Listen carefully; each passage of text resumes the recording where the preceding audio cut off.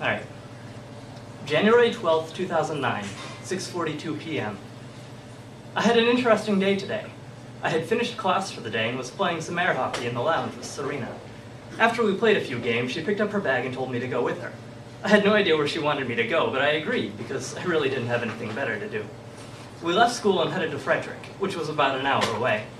Once there, Serena and I sort of milled around until we met up with Stephanie, Serena's sister, who goes to school in Frederick, and headed into town. We were looking for a sushi place the sisters knew about, but it turned out to be closed. We went looking for the second choice restaurant, but it turned out to be closed too. After not being able to decide what to do for food, Stephanie remembered a Thai place that she was fond of, so we decided to go there. We parked and began our walk. We spotted the place before long, but as we approached it, something else caught my attention. About a block from the Thai place and across the street, we passed a young lady sitting cross-legged beside the road, facing the store there, which was a shoe place. She was smiling, not looking at people, and she was holding up a peace sign and a cardboard sign that said, "Hungry." I turned around once I had registered what I saw, and I gave her a 5. She thanked me nicely, and I continued on my way with the sisters. Once we got to the restaurant and sat down, the waiter came around and gave us some menus and water. However, I realized that I didn't really want any food. I was much more interested in the girl I had seen. I excused myself from the table, telling Serena and Stephanie where I was going, and I left to find the girl. She hadn't moved, so I asked if I could join her. To my surprise, she told me it would be illegal. Apparently, being within 6 feet of someone is against the law for the homeless, or something to that effect. I asked if I could sit 6 feet away and talk to her, and she said it would be fine. We talked about people and life, and of course, about being homeless. Her name is Caitlin, and she had turned 20 years old just days before. Apparently, Caitlin had been just like any other girl, as tends to be the case, I'd heard. And she had been taking her general education classes at some school or other when she decided to take a break. That, she says, was her mistake. I never asked how long she'd been on the street, but I gather it had been at least a year or two.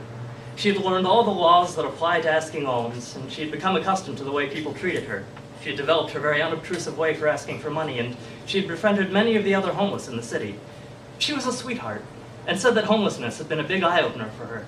Fortunately, she believes that everything happens for a reason. A young man whom she knew, who was also homeless, stopped by a few times to talk to her during our conversation. In one of these visits, he brought a salad, the source of which I didn't manage to ascertain. They both took to eating it, and I just sort of sat there. Eventually, while they were eating, I went into the shoe store and asked where the nearest ATM was. Caitlin had made an impression on me, and I wanted to give her something in return. The ATM happened to be very nearby, so I started walking to it, waving to Caitlin as I did, as though I was finished talking to her. When I got to the machine, I saw I had nearly $200 left over from Christmas money, so I withdrew $100, took some notebook paper from my backpack, and folded the money up inside of it, sealing it with some tape. On it I wrote, "For Caitlin, happy birthday. I'm sorry it's a little late. Best of luck, Jordan." I walked back towards the Thai restaurant, and as I passed her, I set it down in front of her, perhaps a little too deliberately, with a note up top. She thanked me, even without knowing what it was, and I finished my walk to the restaurant to see how the sisters were coming with their meal. I didn't see them in the restaurant, so I started looking around for them. I heard a call from across the street. I'm sorry to say I don't remember whether it was my name I heard or just a call, but it got my attention in any case. And I looked up to see Caitlin standing there with her friend, smiling and giving me a peace sign. I returned the favor. At that point, Serena found me. The two had been looking, and we made our way back to the car. I suppose I may never see Caitlin again, but I'd love it if I could. I knew where I found her, and there was always a chance I could find her again. We'll see. I am a bit bothered by myself, though, where I was. A man was asking for change while we were walking towards the car. I only gave him $5. He was appreciative, but I felt strange giving him so little relative to what I had just given someone else. It wasn't because I didn't know the man's, it was because I didn't know the man's story. But that doesn't mean he didn't have one. Oh well, there's nothing I can do about it now. I just hope I didn't keep him from anything by not giving him more. That's life, I suppose. In retrospect, one thing did strike me about Caitlin. Her hair. She had a nice decorative accessory holding it back, which doesn't necessarily mean anything, but her hair was also colored red on the top. Of course, I don't know all the details about her situation, but it interests me that a homeless girl would take the time to worry about coloring her hair, and that she'd have the means to. I hate to judge, but in my defense, I think she'd look very nice with her hair just being itself. Now, there's always the possibility that she's not actually permanently homeless, but the only two alternatives I can imagine are that she's a college kid doing a social experiment with her friends or her class, or that she's just trying to get some extra money playing a part. In the first scenario, I imagine the donation would go towards the cause anyway, and in the latter, well, she's clever enough to make it work, so good for her. I doubt both, though, and I think she's just a nice girl in some rough times. I wish her the best. January 17th, 2009, 10:17 p.m. I've been sort of avoiding writing here for a bit. I don't really know why. Things have happened, though. Well, one thing, really. I realized a crush on someone. Skylar is his name. He's another photo major at BMU and a sophomore like me, who transferred here last semester. It's sort of curious, but then a lot of things are. He's someone who bothered me a bit at first, but after spending some time with him, I became quite fond of him, although it isn't just an amicable fondness. Having come to befriend Skylar, more or less, I didn't spend much time with him, although I realized I did enjoy what time I did spend with him. Now, Skylar lives at the Birmingham dorms at the far side of campus from where the art building is, where the classes he and I have together are. I live in an apartment in the city that's about an hour's walk away, so I take the bus to and from school. From time to time, while I've been at the bus stop, which is right by Birmingham, he's on his way home, this is often at nighttime, and he'd stop and talk with me. They were always nice chats, although not necessarily anything special. During them, however, I realized that I didn't mind telling him things I wouldn't generally tell other people, particularly having to do with my religion and personal beliefs. Whereas I might mention them to other people and they'd accept them, I feel like Skylar really appreciated them.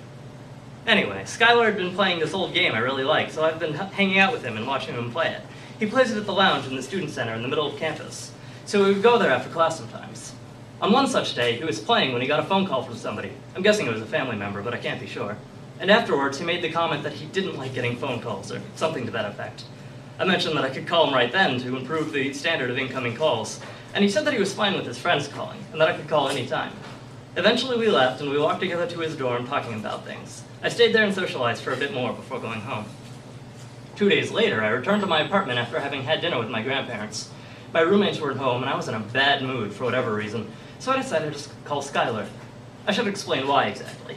I discovered in the past week or so that whenever I talked to him, I was never anything but calm and happy. He had that effect on me. He's just so accepting and easygoing, or on me anyway, that I can't help it. Because of that, I called him, and not to my surprise, I was calmed down just by hearing his voice. To my surprise, though, he was at my apartment complex, at the home of a mutual friend. The Lily Stride apartments are an affordable and a good area for students, so a lot of BMU kids choose to live there if they don't want to live on the campus. It turns out that a group, including my roommates, was there watching a movie, and Skylar invited me to go join them. I did, but the movie was almost over when I got there, so I didn't have a lot of time to socialize.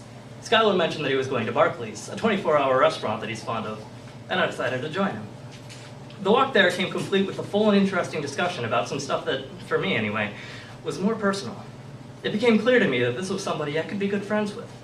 We ate and made our way back, on the way taking oranges from a street-side tree and exploring the wonders of a technically unimpressive pedestrian bridge. We got back to my apartments and he got a ride from one of his friends when I got online.